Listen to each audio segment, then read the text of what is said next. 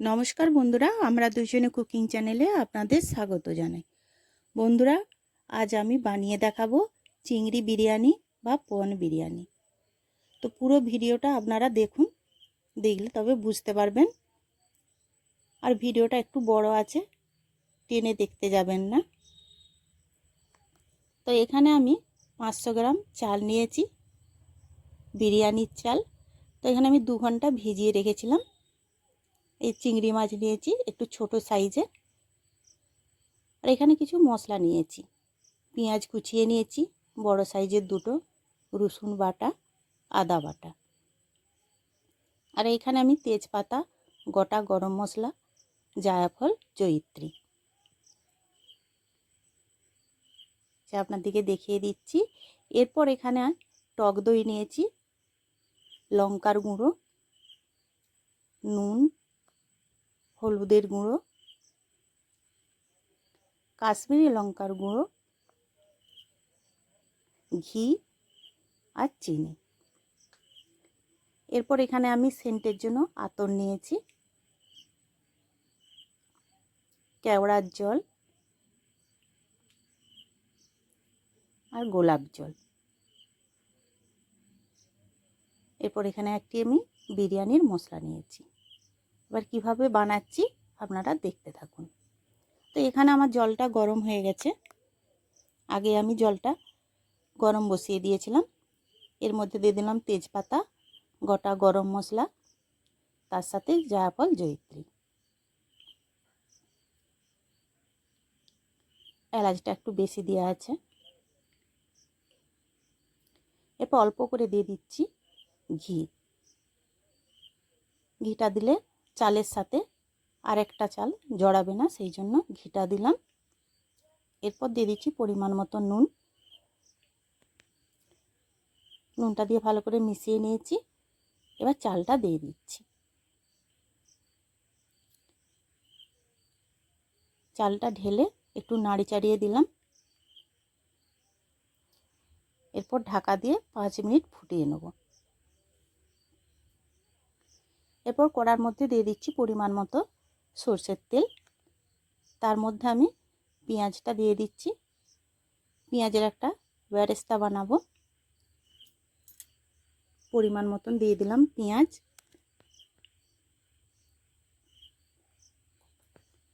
পেঁয়াজটা খুব ভালো করে ভেজে নিতে হবে, লাল লাল করে।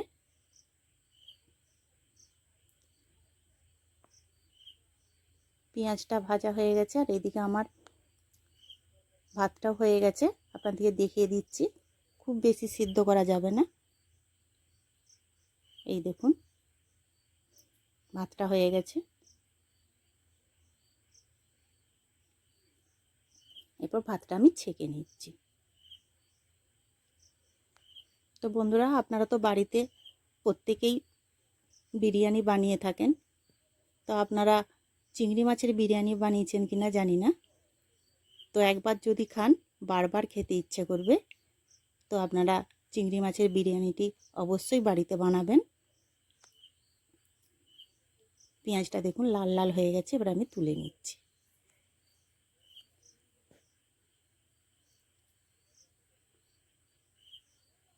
ওই তেলের মধ্যে আমি এবার আলুটা ভেজে নিচ্ছি।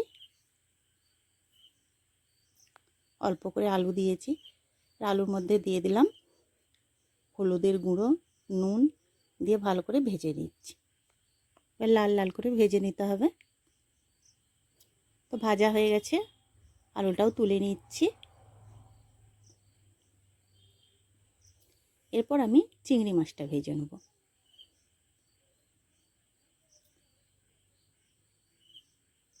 চিংড়ি মাছের মধ্যে দিয়ে দিচ্ছি নুন পরিমাণ মতো আর হলুদ দিয়ে ভালো করে লাল করে ভেজে নেব।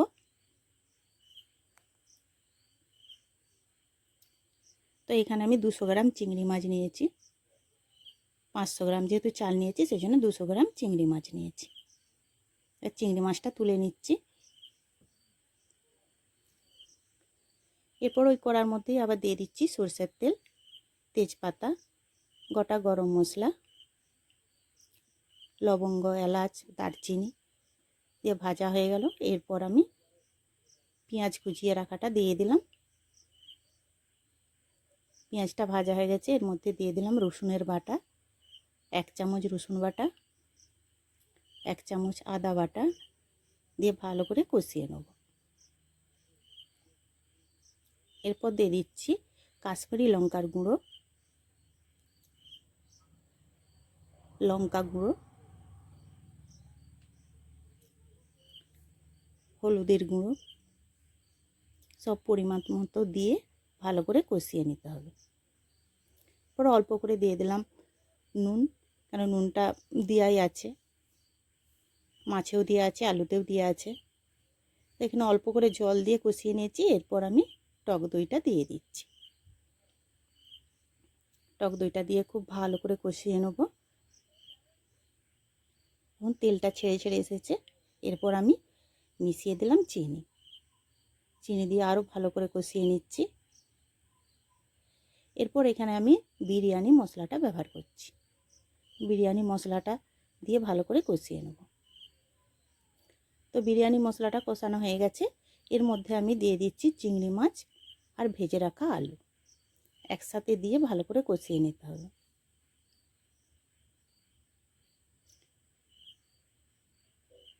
তো এখানে আমার কষানো হয়ে গেছে। এবারে অল্প করে জল দিয়ে দিচ্ছি,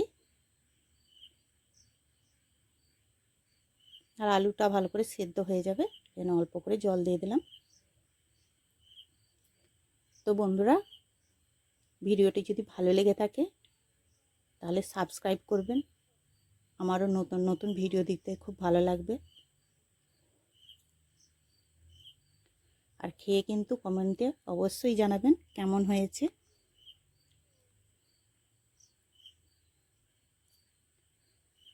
তো এখানে আমার মশলা কষানো রেডি। এরপর আমি এখানে 100 গ্রামের মতন দুধ নিয়েছি।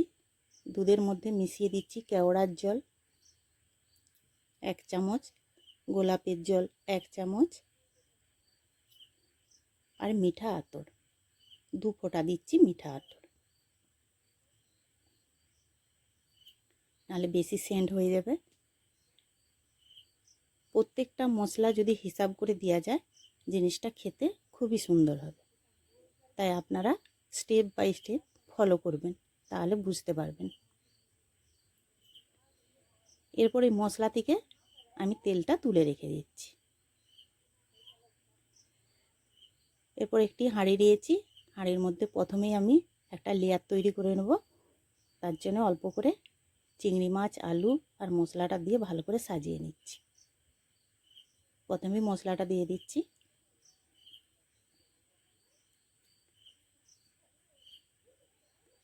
এরপর উপরে ভাতটা দিয়ে দিচ্ছি।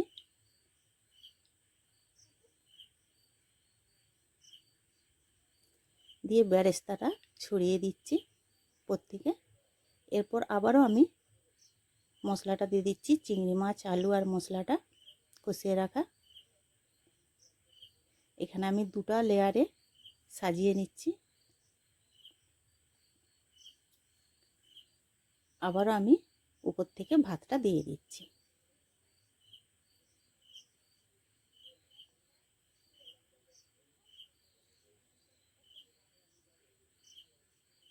এরপর আবার আমি মশলাটা দিয়ে দিলাম, বাকি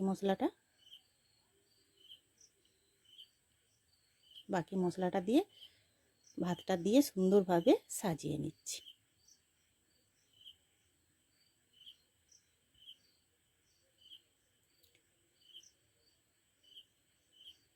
এবার উপরে দিয়ে দিচ্ছি বিরিয়ানির মশলা, ঘি একটু বেশিই লাগবে। এরপর যে তেলটা তুলে রেখেছিলাম মশলা থেকে, সেটাও ছড়িয়ে দিচ্ছি।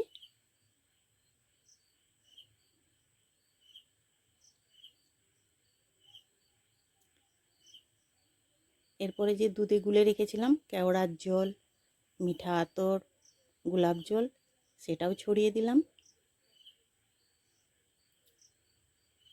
খুব ভালো করে ছড়িয়ে দিয়েছি, খুব সুন্দর সেন্ট উঠেছে।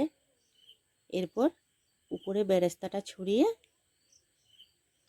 ঢাকা দিয়ে দিলাম। এইখানে আমি একটা আটার মণ্ড তৈরি করে দিচ্ছি। দিয়ে এবার 4-5টা সুন্দর করে চেপে চেপে দিচ্ছি। যাতে গন্ধটা না বেরিয়ে যায়। এরপর ঢাকনা দিয়ে ভালো করে ঢেকে দিচ্ছি, দিয়ে একটি কড়ার মধ্যে আমি বসিয়ে দিচ্ছি। সরাসরি আমি গ্যাসের উপরে বসালাম না, তো এখানেও আমি খুব বেশিক্ষণ টাইম লাগেনি, মিনিট 10 মতন বসিয়ে রেখেছিলাম। তারপরে ঢাকাটা আমি খুলে নিলাম। দেখুন কত সুন্দর হয়েছে। তো আটার এটা আমি খুলে নিচ্ছি, দিয়ে আপনাদেরকে ঢেলে দেখাবো কেমন হয়েছে। দেখুন বন্ধুরা কত সুন্দর ঝরঝরে, একদম কত সুন্দর হয়েছে খেতে। এই দেখুন, এরপর নামিয়ে নিচ্ছি। তো আপনারা যদি আঁচটা খুব কমিয়ে করেন তাহলে 10 থেকে 15 মিনিটের মতো লাগবে, আর না হলে খুব একদম এতে রাখলে পরে একবারে সিম করে দিলে পরে তাহলে এখানে আমার 45 মিনিটের মতন টাইম লেগে যাবে। তো দেখুন চিংড়ি মাছগুলো দেখা যাচ্ছে কত সুন্দর হয়েছে। আপনাদেরকে আর রেস্টুরেন্টে যেতে হবে না, বাড়িতে বসেই খুব সহজেই বানিয়ে ফেলবেন চিংড়ি বিরিয়ানি বা